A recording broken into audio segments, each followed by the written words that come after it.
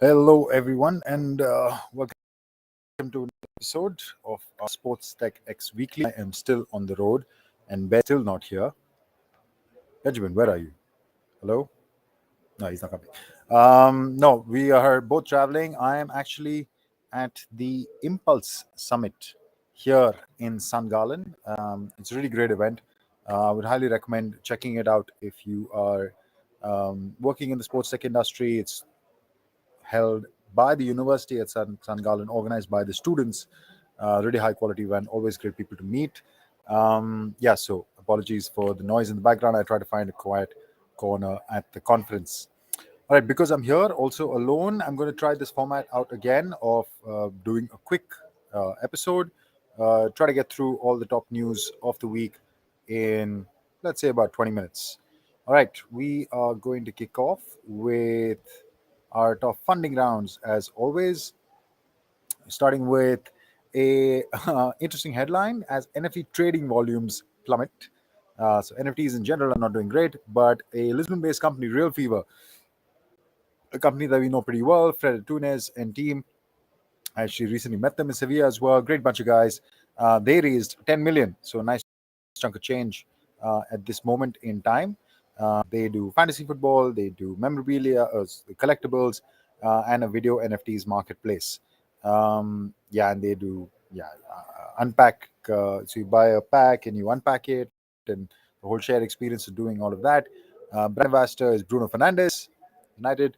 And round is led by Advantage, another fund that we know pretty well. All right, so nice chunk of change for NFT platform. Also raising money this week, on the last week actually, October 24th, so a few days ago, was Coach Me Plus, which raised 1 million. Coach Me Plus is fine. They raised 1 million. This is a fitness platform. Pretty standard, I would say. Nothing particularly unique I saw on their website. The money is raised by the Rochester Angel Network and Buffalo Angels. So it is an angel round. So they do workout tracking, sleep, and wellness monitoring with some wearable integrations. All right, that is Coach raised 1 million. And another fitness play, which is a Gen Z focused fitness app. This one actually I found quite interesting, simply because they are targeting one particular market segment, which is it's an app called Steppen. I had a look at this platform briefly, and you can see the use case. It's like fitness on TikTok, kind of. They're trying to marry the format of how fitness is displayed, also the orientation, how content is captured and pushed. So it is targeting a Gen Z audience. So let's say 25 and under, basically. So 1.65 million they raised as part of their seed round. So the fitness space continues to attract attention. One interesting thing about this story is that these guys, the founder, Jake, they actually were in kindergarten together. So they've been together a long time and were joined by Dave Slutskin. I hope I'm saying that right, who is the other co-founder. Money was raised by Sydney VC Galileo Ventures, and also female founder focused VC Flying and Launchworks Alice Anderson Fund. These Australian founders managed to raise some money. All right, 1.65 for Steppen to all the startups this week. Next up, we talk about the NHL. Nice story, actually. The NHL giving importance to sustainability, especially environmental sustainability, through their partnership with SAP, by creating a digital platform that helps manage, especially report on the carbon footprint for each of the NHL teams. So this is a platform, and some snapshots over here of what the dashboard looks like, and you can see the metrics that it tracks. energy consumption, greenhouse gas emissions, water utilized, how waste was managed. I'm not sure what normalization means. Anybody who's watching can drop me a line. But yeah, these are some of the metrics that the NHL is tracking for all its teams. So this is a platform that all 32 NHL teams can view their environmental, let's say, usage and monitoring of all the parameters that you saw. Parts of it. The first thing that it allows teams to input the data. I don't know how capturing the data. That is not clear. But if you're capturing the data, you have still a water management system that you have existing in the state, gather data from there, put them in this form, and it verifies the consumption. It does this in algorithm. It's a processing engineer, allows you to input data. Then the NHL confirms and validates the data. I guess they have a bunch of metrics of what the standards are. So if you've put in what looks like low energy consumption, low water consumption, maybe it'll throw up a flag of some sort to say, is this data accurate? Using some metrics from the NHL, and then obviously reporting to see who's doing what. And based on this data gathering and reporting, each team has set targets of what they achieve, what they are meant to achieve to reduce their carbon footprint and especially ecological. And if you can hear the applause in the background, it seems like the last panel is about to get done. All right, that is my second story of the week. My third story is an interesting one. I don't know if you saw this news already. The headline says it all. Luka Doncic, NBA star for the Dallas, has been turned into a meta-human. So there is a virtual Luka Doncic. Yeah, okay, we've seen things like that. I guess there is a footballer, every athlete in various esports games, but this virtual version is acting in the real world. How it is doing this? It is doing this on TikTok. So Luka Doncic's virtual version, which is, I believe, took over his TikTok for the day and just commenting, and there is some game that he's played. Yeah, you can see stuff that this virtual Luka is doing, and the video's not streaming so well. But if you go to TikTok, you will see this virtual Luka doing all sorts of interesting things there. On trick shots, this was another popular video of the virtual Luka. So you can see somebody is hitting some insane trend. We can actually see the screen seems to be stuck, and Luka's about what he could do. Could he actually execute the shot? Just having a bit of fun. So it's an interesting interaction of the virtual world coming into the real world, where Luka is born and he takes over Luka's TikTok, not TikTok at all. That has to be said.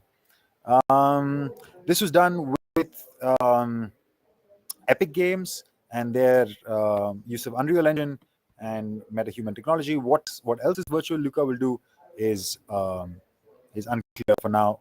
They just started by having some fun with it on TikTok. All right, that is another story. Next up, we have this is a fun story on the Premier League. Is talking about the Premier League actually using skeletal data of players.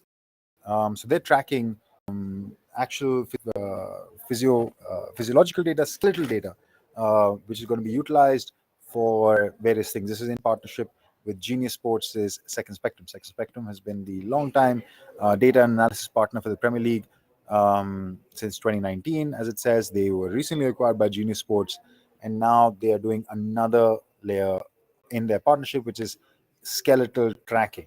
Yeah. And the interesting thing is the benefits are for fans, media broadcast teams, and coaches.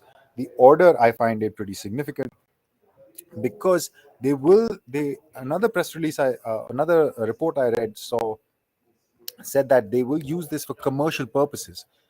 I'm not sure what commercial purposes exactly that they're going to use the skeletal data of, I don't know, Harry Kane or Ronaldo for, maybe make dance videos. That sounds a bit strange, but it was clear that this is going to be used in some way to interact with fans. Logically, you would think that the first way that this is going to be used is to improve, for example, the offside line, or um, automated officiating, or help the referees.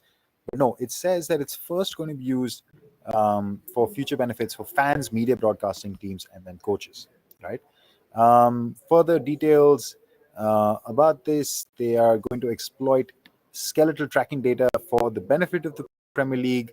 These new insights will create opportunities for media partners and power richer fan experiences, which include dynamic, interactive metaverse applications.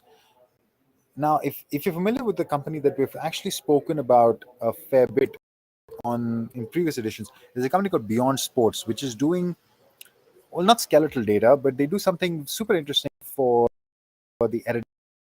Is that they allow you to, so there's a, say there's a goal in the Eredivisie, say, right? Steven Berghaus for Ajax scores a goal, or Dusan just scores a goal. Um, in the highlight clip, what you could do is upload your face. You could take a photograph of your face, upload that on that player's image, on that player in the highlight clip, so it looks like you, only your face, nothing else, have scored that goal or done that action or kicked that referee or whatever it is, whatever stupid thing. I don't know why people are kicking referees, but whatever the action is, it looks like you have done it. It seems like this might be a direction that they will go in. They will export physiological data about the players and allow fans to impose themselves on this action. I think this could be a direction that they go on, especially with the metaverse comment. And some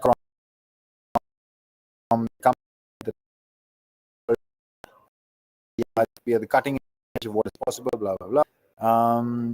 Has believed vision, incredibly excited, pretty boilerplate comments. But I think the most significant thing, apart from the fact that, by the way, skeletal data capture is not that.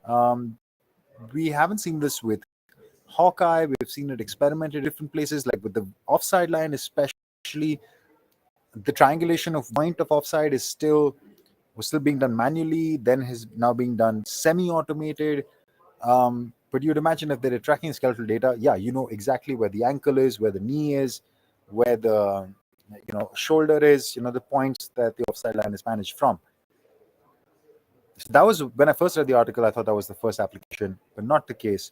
This is going to be used for fans. Let's see what comes out of that. All right, motoring along.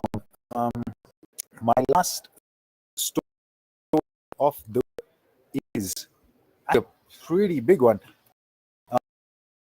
The NBA really is open for business. What does that mean? It is looking to invest more in startups itself. This is what the chief of finance Harbour says on Bloomberg. The NBA is very clearly looking to actively gain stakes in more startups globally as the league formalizes its investment and looks to grow its portfolio. This is to say that the NBA has been running competitions. It has its NBA Launchpad. It has been doing this for a few years. Sorry, it's getting crowded now, so I'll try to wrap this up. And been doing the Launchpad and been doing a few different things for a few years. But they are going to equity positions directly. Chief Financial Officer David says open business through its new NBA equity division. Categories are apparel, fitness, media, merchandise, fantasy, fan engagement, and sports betting. Interesting that there are quite a lot of those.